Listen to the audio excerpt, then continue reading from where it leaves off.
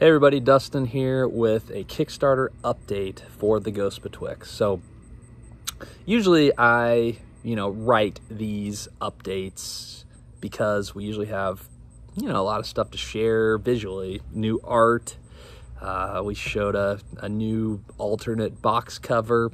We have shown components like the prototype dice I shared with you guys last month.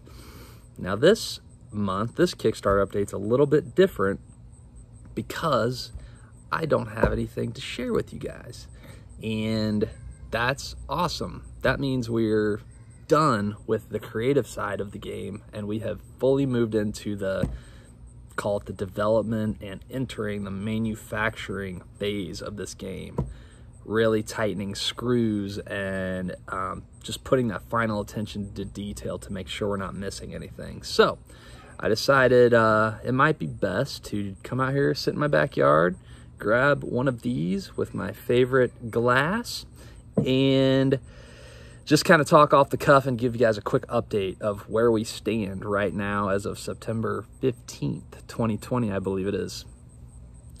Now, a couple of weeks ago, my family, my wife and my kids went out of town, and I decided to stay home and take off work and focus on one task at hand, finishing the Ghosts Betwixt. And that's exactly what I did. So I'm going to tell you what I did here in a second, but what's kind of funny is last night, I set some time aside to go through my list of tasks. What else is there to do? And something funny happened for the first time in 4 years. 4 years. I'm looking at that list of tasks and I'm like, there's nothing to do. I think it's done, which is crazy. So there's always going to be a few little things to do here and there, but I was taken aback that most of the tasks right now, are on kind of Cole, our graphic designer. So and he's hard at work on implementing all these final details. So what I did during that week off of work, just to kind of, give you guys an idea of what was going on, going through the game as if I'd never played it before in my life, starting with mission 1, the setup, the starting equipment phase where you kind of purchase your starting equipment, the crappy squirt gun or the crappy golf club, and making those decisions. That's a fun step. And going all the way to the end, to the epilogue, playing through it as objectively as I could. I think I used the right term there. I always want to say subjectively, but I think objectively was right. And being as critical as possible, detaching all emotions from the game and just really looking at this with a critical eye. Is there at any point during this game am I not having fun? And is it ever become tedious? And those instances I feel like we have worked out of the game, and I've tried to make this thing, each mission, each little set piece, each checkpoint within each mission is different from the one before. So it's always throwing something new at you. And this is why you guys haven't seen a lot of maybe some of the, stuff lately, some of the game components, gameplay videos. I'm well aware that so many other games out there have tons of gameplay videos, and shout out to Roger Deering, for example. That guy, he's a great friend of mine. Roger, Dungeon Crusade is shipping, I believe, which is so awesome. I'm so happy for him and all of his backers, including myself, because I can't wait to get a copy. But Roger has been incredible, absolutely incredible with putting out content, showing the game off. And I, by design, have taken a little bit of a different approach because this game does have some, we'll call them legacy elements. There are some unlockable, well, there's a lot of unlockable stuff in the game, which is why I haven't done a lot of gameplay videos. There's gameplay videos all over YouTube of Mission 1 thanks to Bernd Dittler at Meet Me at the Table, and Michael Kelly at One Stop Co-op Shop, and so many others that I can't list them all.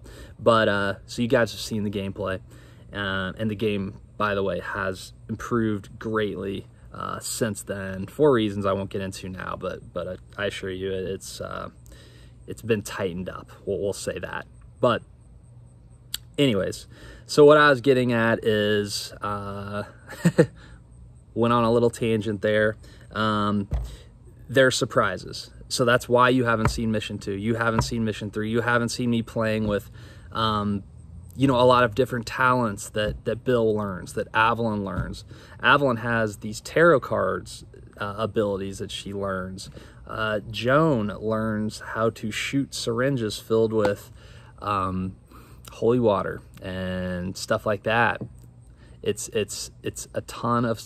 The Ghosts Betwixt is a game full of surprises, and I wanted to keep it like that. So, I have been going through meticulously, during this week I'm mentioning, meticulously going through each mission, making sure all of those, we'll call them surprise events in each of the missions, those new set pieces that you didn't expect, those new, just when you think that you kind of have an idea of how the game plays, I think it flips it on its head with, oh, now there's 2 paths you can go instead of just 1, or, you know, it's not really a spoiler, maybe kind of a spoiler. I'll leave it here if you want to skip ahead 10 seconds, but there might be a mission where your 4 family members split into pairs, so 2 groups of 2 have to go their separate ways.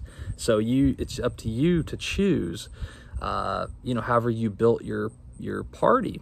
Does it make sense to, you know, partner up Bill with his wife Joan, or with Bill with his daughter Avalon? It's up to you and how you build your party. It's pretty cool.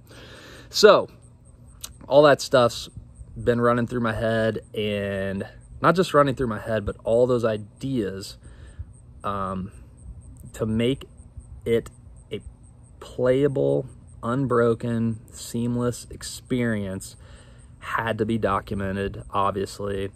So all that documentation has been applied to each mission, each page, and delivered to our graphic designer, Cole. So Cole is hard at work right now, updating each mission, you know, with the final tweaks to make this game absolutely 100% the vision. So it's pretty awesome. I'm absolutely thrilled with where we're at right now. The light is at the end of the tunnel. So that's it. You know, and then, you know, I am a writer by trade. I'm a copywriter. I'm not a creative writer professionally, but I do think, you know, I think the narrative, I think the dialogue in the mission is cool. I think you guys will really enjoy getting to know each of the characters. So that's one other thing that was top of mind as I was playing through. I noticed that some of the characters, in some of the dialogue, the characters' personalities could come out just a little bit more. So in any great novel, when you're reading, you know, a sentence from a character, a great novel, a lot of times you won't even need said Bill, said Joan at the end of a quote. You know, based on how they're speaking or what they're talking about, who said it. So as I was playing through again, I was trying to keep in mind making the dialogue as snappy and as interesting as possible. So that's been really tightened up as well. So I think that should give you guys a sense of where we're at. So the last news, where do we stand? You know, this all sounds great, right, Dustin? Sounds like you're really close to done, but when am I getting my damn game? You might be thinking. And that's a good question. So where we stand right now, timeline-wise, Cole's probably has, you know, a couple, I don't want to speak for him. He might slap me in the face if he hears this, but I'm guessing 2, 3 weeks, 4 weeks left of final graphic design work, implementing, you know, all these final edits, and then we will deliver the design files to our manufacturer. And from what I've been told, it's 40 days about for printing, and then of course we have shipping, and there's all the logistics in between. Again, as you know, this is my first game I've ever designed and developed, and you know, there might be some little speed bumps along the way, but that's not going to be a problem. So what might occur is, I know that we have talked about this game being delivered by the end of 2020. Now we are halfway through September, so it is still possible it could arrive by the end of 2020, but it's also possible it could leak over into early 2021. So I want you guys to know that. I apologize for any, you know, delays, but I hope you guys understand, you know, the reasons behind any delays. There has been some, you know, some stuff going on in the world, as you know, including in my own life, that has at times taken us all away. So the game will get there. It is not going to be I'm not going to be coming to you, I assure you, early 2021 and saying, well, you know, more delays. That just, I cannot imagine why that would ever happen, because the game, as I see it as of now, is done. You know, it's done. Now I'm going to, after Cole edits, implements those edits, I am going to play through it one more time to make sure all the edits were copied over one-to-one, and there's, you know, nothing, you know, that fell behind or anything like that. So, but that's it as far as a design perspective, and then it's all kind of out of our hands, and the game will be manufactured, shipped, and delivered. So, you know, I was in these with thanking you guys. This one's no different. So thank you for watching this. Thank you for your support. Thank you for backing the Ghosts Betwixt. We've actually had a lot of pre-orders lately, which has been exciting. I don't know what's going on. We have a lot of German friends out there, which is a little ironic. My last name is Freund, which is German and means friend. So if you are in Germany right now listening to this, I really appreciate it. And Danke, I believe. So that's it, guys. I really appreciate you listening to me for 12 minutes. If you listen to this long, definitely hit me up with any questions, any comments. I'm always open to any of that, and I certainly appreciate it.